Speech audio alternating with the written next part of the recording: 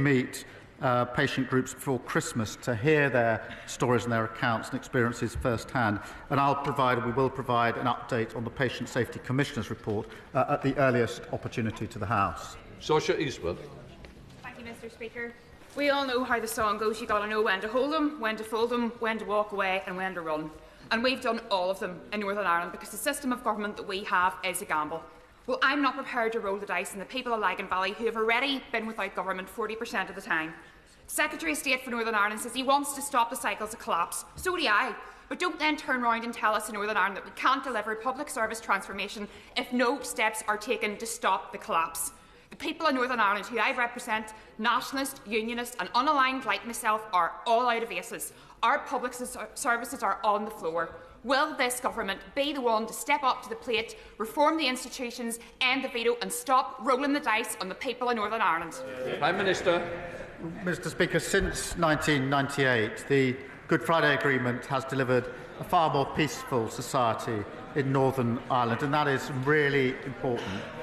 Restoration of the power sharing was a significant milestone and allows the institutions to make progress on the most important issues to the people of Northern Ireland, and will continue to work with all parties to that end. Jill Furness. I was delighted to recently visit Chaucer School, a great school in my constituency with fantastic young people and innovative and motivated teaching staff. But 14 years of Tory government did not do enough for more than 300,000 children across the country attending schools that are stuck and kept receiving poor Ofsted judgments. Will the Prime Minister set out how this government will tackle inequality and tear down barriers to opportunity through our plan for change? Mr. Speaker, the Children's Wellbeing in Schools Bill will ensure that all schools can innovate, new teachers are qualified and every child receives a consistent core education to set them up for success in life. Dr Danny Chambers. Mr. Speaker, 5 months ago, the Care Quality Commission reported that 2/3 of maternity units in England were unsafe. And years of unsafe staffing levels have resulted in the NHS paying an astonishing £1.15 billion a year in compensation due to avoidable injuries caused during childbirth and sometimes deaths. The previous Conservative government have allowed maternity services to deteriorate to the point where many consider it to be a public health crisis. Will the Prime Minister commit to improving maternity care and women's health services as a top priority so our maternity unit in Winchester and those around the rest of the country are the safest places in the world for women to give birth? I thank him for raising this important issue. Women and babies deserve the highest standards of care through pregnancy, birth and the months that follow. We're committed to recruiting thousands of new midwives for the NHS whilst providing support to trusts failing on maternity care. Mr. Speaker, we're working with the NHS as it delivers a 3-year maternity plan, which is making good progress in improving services, including for his constituents. Final question, Michael Wheeler. Mr. Speaker, last week I had the opportunity to visit 2 of the local job centres that serve my constituency of Worsley and Eccles. The dedication of the staff I met to helping our local community, supporting people into work and adapting to the area's needs was inspiring. Does the Prime Minister agree with me that we must listen to their frontline experiences as we look to remove the barriers to work that keep people locked out of jobs, and will he visit these teams with me to see the work they do?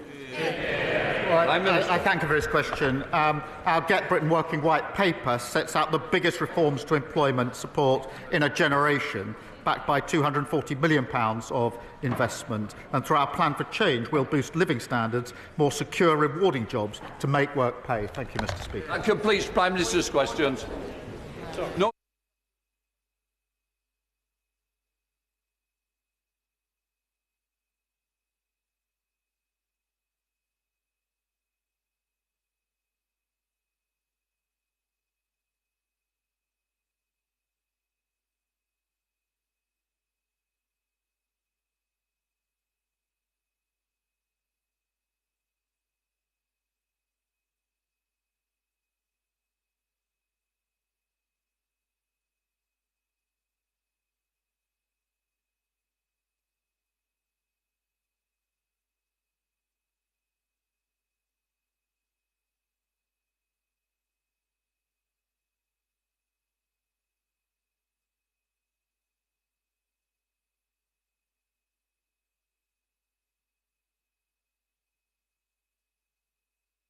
Right, we now come to the urgent question. Nigel Farage. Thank you, Mr. Speaker. To ask the Secretary of State for Foreign, Commonwealth and Development Affairs if it will make a statement on the negotiations of the transfer of sovereignty of the Chagos Islands to Mauritius. Minister.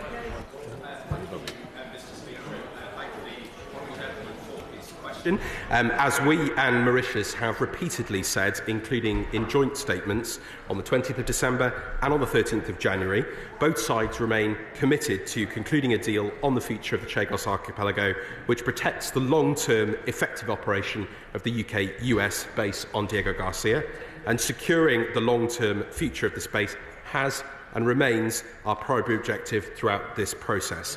And following technical talks, Mr. Speaker, between the UK and Mauritius last month, we have made very good progress towards this deal. Both sides have agreed that, given the importance of the base to the United States, as well as ourselves, it is right that the new US administration has the chance to consider the full agreement properly, which I discussed with the honourable gentleman in the debate yesterday in Westminster Hall. We are closely engaging with the administration, including, of course, sharing the full details of the agreement, Mr. Speaker, and it would not be appropriate or usual for me to give a running commentary on the detail of those discussions or the agreement.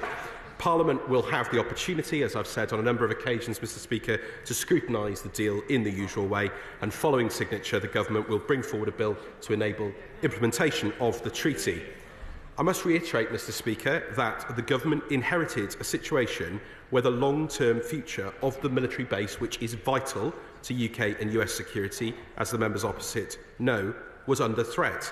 The previous Government recognised this, Mr. Speaker, and that is why they began negotiations in 2022 and held 11 rounds of negotiations.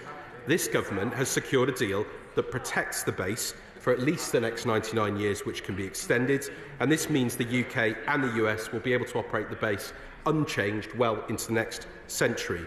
There will be clear commitments, Mr. Speaker, in the treaty for robust security arrangements, including preventing the presence of foreign security forces on the outer islands and ensuring the base can continue to operate securely and effectively. And we would only agree a deal that we are confident protects our national security and that of our allies. Nigel Farage. Thank you, Mr. Speaker. Well, the Mauritian Parliament had the opportunity yesterday to debate this at length. It seems perhaps you were rather more reluctant to be here today. Jonathan Powell, our National Security Advisor, has been doing the rounds in Washington, and he's been telling everybody, including the new Cabinet members, that this is necessary, that we have to give away the sovereignty of the Chagos Islands, and that in those circumstances, a negotiated 99-year lease is the best option.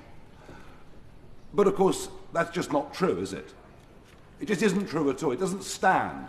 There is no legal basis on which we have to give away the sovereignty of the Chagos Islands. An advisory judgment from the ICC has no force of legal power whatsoever. Indeed, America disregard it so much, they're not even members of it. And I am pretty convinced, and by the way, they've been fairly busy with foreign policy, the Americans, just lately, so perhaps no wonder that Diego Garcia has not been high on their agenda. But when the Americans wake up to the fact that this has been done wholly unnecessarily, I wouldn't be surprised if we find ourselves, together with the European Union, in their tariff regime. Can the Minister confirm there is no binding legal basis for this transfer of sovereignty whatsoever? Minister. Well, thank you, Mr. Speaker. I mean, the honourable gentleman goes over ground that he has gone over before and which I've answered in this House and indeed discussed in the debate yesterday. We've been very clear, as indeed the previous government was, that this base was not on a secure footing, and this has been done in full agreement with the US national security apparatus across the place. And he referred to the ICC. Of course, it was the ICJ which made that judgment. And we